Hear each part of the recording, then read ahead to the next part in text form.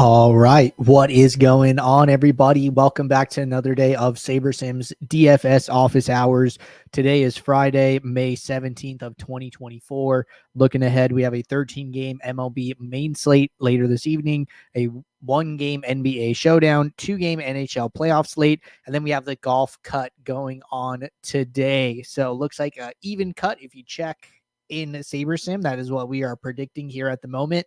And if you guys are not watching the Pirates Cubs game today, I would recommend checking it out and witnessing the greatness. I've heard Paul Skeens compared to Jacob deGrom, and he is definitely living up to it today. So pretty cool to watch him just mow through the Cubs lineup so far today. But for those of you who are new here, welcome. My name is Andrew, one of the coaches over here at SaberSim. This is a show where we go over how to use the SaberSim app, answer any and all DFS related questions. Get your questions in one of three ways here. First off, send us an email, support@sabersim.com. Second, post it live in the YouTube chat. Third way, post it in the office hours channel in our Discord server. If you're not in our Discord and want to get access to that channel, there is a link in the description of this video. You also get access to our similar channels, individual sport channels, and you get access to the rest of the SaberSim teams. Can't say enough good things about the Discord. That said, we do the show Monday through Friday, 4 p.m. Eastern, and we do the show on Saturdays at 11 a.m. Eastern. So I will be right back here tomorrow morning for another show. But if you guys have been tuning in regularly, you notice some new artwork in my background. Shout out to Andy, my boss, and Andy hooked me up, wanted me to have some sports memorabilia in the background of the show here. So it gives the stream a little bit cool vibes with the Dodgers World Series back from 2020. So I am a Dodgers fan. So shout out to Andy. Just want to mention that. And let's get the SaberSim app pulled up here. Let's jump right in. First question from Jay Sams Jr. here.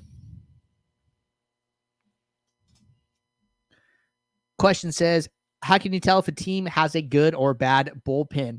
This is a good question. This is an interesting question, right? Especially if you're playing a lot of MLB Showdown.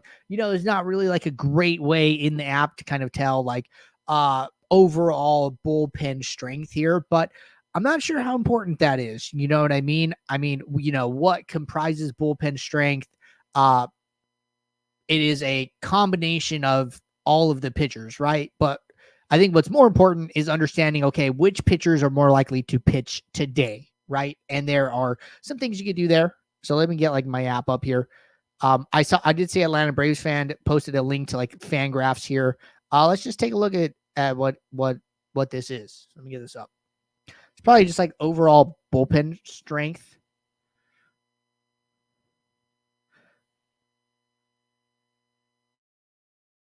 So it looks like you can come in here and look at stats on a team level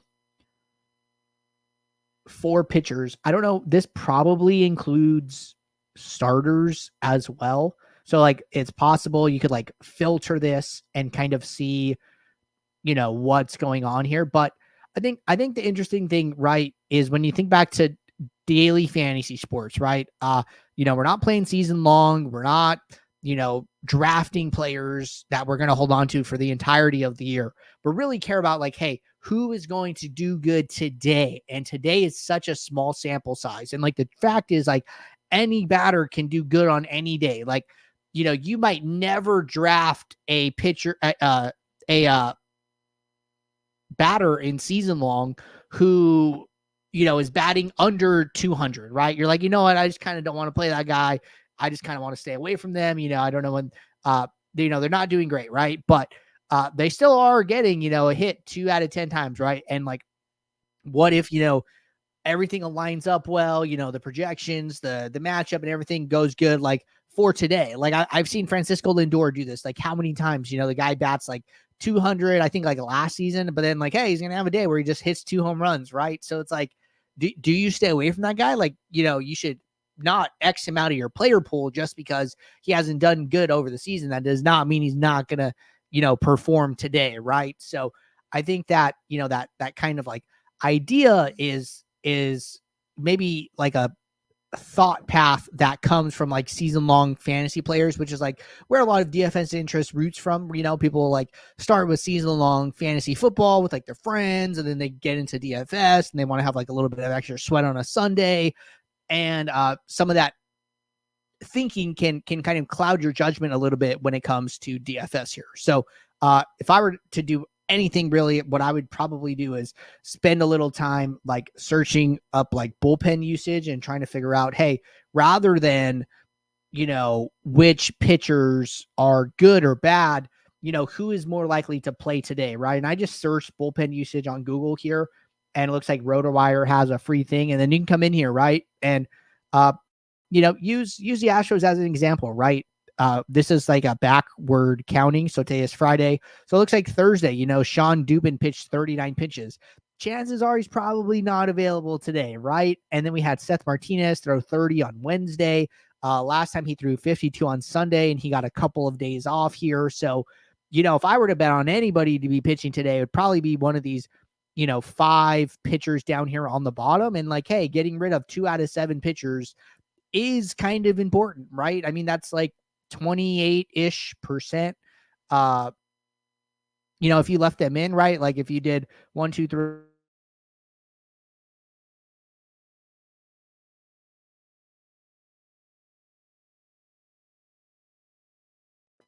like a 1 in 7 chance of pitching, or 1 in 8 chance of like pitching today, right?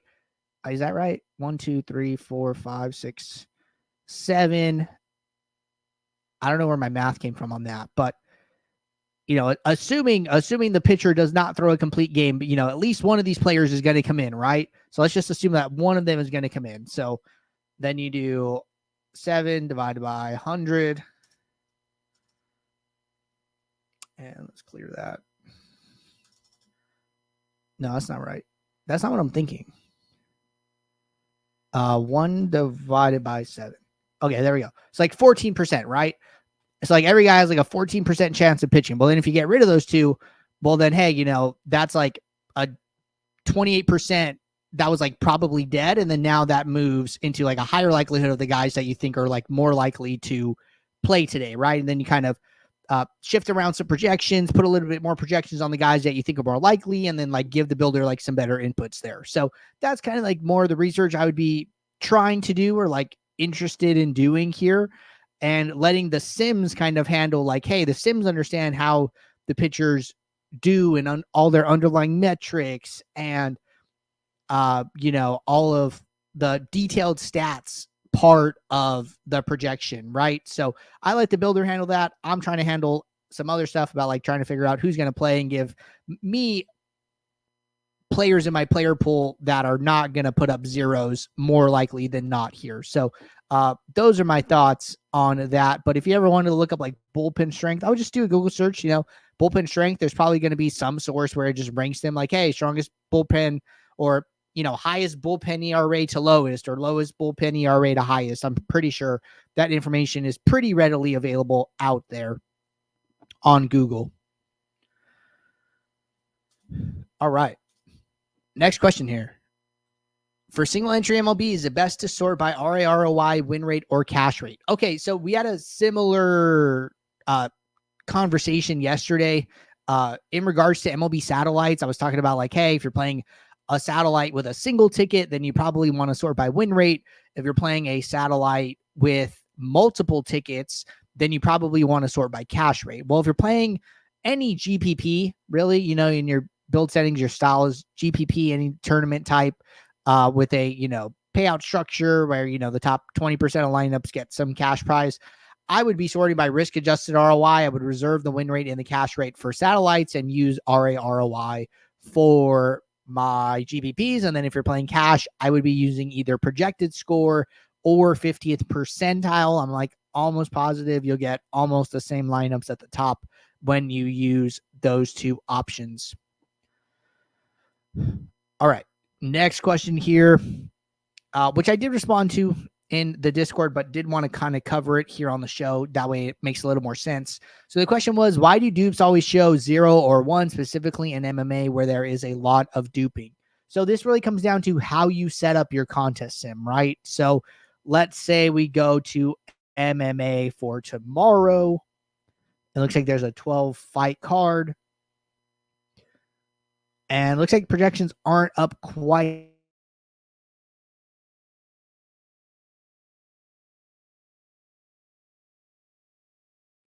I can show you guys what I was talking about. So there are a couple things here, right? And it really comes down to your contest sim settings. So I ran a build.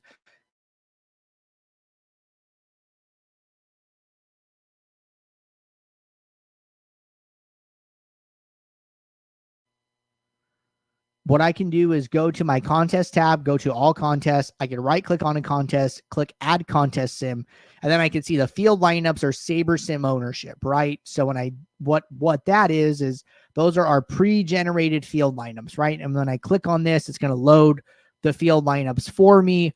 And then what I will see here is that we have a pool of 10,000 field lineups to choose from, right?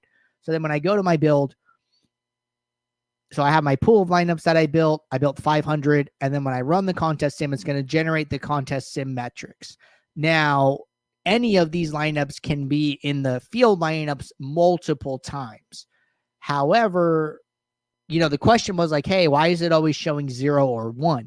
Well, that will happen in a different case. And I'll talk about that next. But our contest sim just finished. Remember, we're running this. We're putting our lineups individually into a contest with the field lineups and then playing that out over and over, right? So if I come in here and I sort by contest sim dupes, what I'm going to see is that, hey, our top lineup here is duped 7 times. Our second lineup is duped 6 times, and then 6 times, and then it goes down from there, right? We're sorting highest dupes to lowest.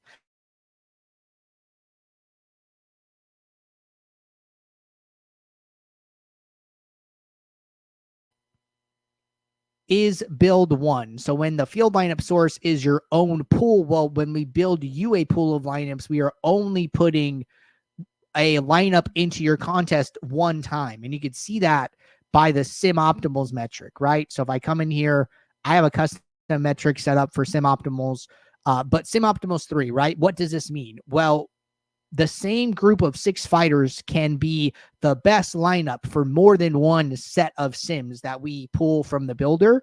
Well, we're not going to put the same lineup into your pool twice. We're only going to put it in once. However, we think that information is valuable. We say, hey, we don't want to completely disregard this information. So what we do is we tally that information and then we use it as a part of our Saber score single game formula. It is a variable in that formula, right? So in this case, every lineup is only going to be in the pool 1 time. So that means that when you run the contest sim against yourself, well, there's only going to be one version of that lineup in the pool. So that means that it will not be duped more than 1 time effectively. So make sure you're using the Saber Sim ownership option, and then you will get a more accurate representation of how many dupes lineups will have across a 10,000 pool sample size. So also important to remember that, if your contest is more than 10,000 entries, we are contest simming it as if it is 10,000 entries, 10,001 entries, since we're putting your lineup into a contest with the 10,000 field lineups. So a little bit of a difference there. But all right, looks like we're caught up with questions here in the Discord. Taking a quick peek at the YouTube chat. Fausto said, okay, so RAROI for GPP single entry. Thanks. No problem, sir. Looks like J. Sam Jr. was here to catch his question. So appreciate you guys tuning in. I will be right back here tomorrow, 11 a.m. Eastern for our next show. So until then, everybody, take care. Good luck. I'll see you all. Thanks. Bye.